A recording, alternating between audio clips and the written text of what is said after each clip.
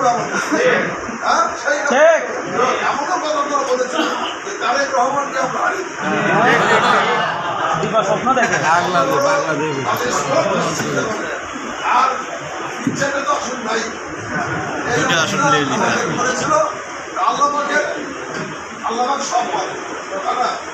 আমাদের কিছু কমিউনিটির জন্য, আমাদের কিছু ওভার কনফিডেন্সের জন্য তারা অনেকগুলো সিট বেশি পেয়েছে। আমরা যেটা অ্যানালাইসিস করেছি, আমাদের খুলনার মঞ্জু ভাই ওভার কনফিডেন্স তাই দেখবে এই তো ওভার কনফিডেন্স আমাদের কিছু বিদ্যুৎ আপনাদের দ্বন্দ্বের কারণে অনেক জায়গায় আপনাদের দ্বন্দ্ব ৫টি জায়গায় আমাদের বিভ্রাট রাখতেছে, এগুলো কারণে আছে। তাতে এগুলো মাননীয় প্রধানমন্ত্রী কিন্তু সব লক্ষ্য রাখেন এবং তিনি সাপ দেন ছেড়ে দেন না।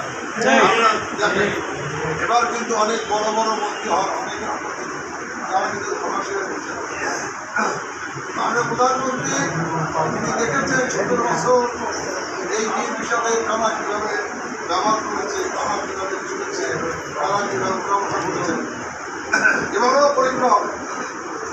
আজকে আমরা মাননীয় আমরা যারা সদস্য এবং আরও যারা মন্ত্রী আছেন তাদেরই সব কিন্তু প্রত্যেকের কিন্তু লেখা শুরু হয়েছে,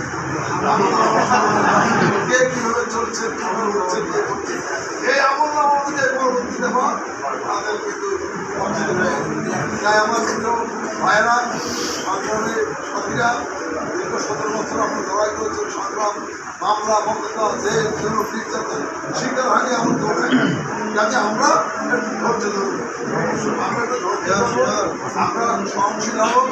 এই আর আপনাদের আবারও রিকোয়েস্ট করছি যে মাননীয় প্রধানমন্ত্রী বগুড়া তিনি যখন বগুড়া একটা ভালো খাওয়া হয় তখন নিজেকে একটু মানে ভালো তার কাছে ভালো লাগে, যার বগুড়া কোনো একটি খারাপ কর্ম মানে বিব্রত আমাদের এই চিন্তা করে কাজ করতে হবে।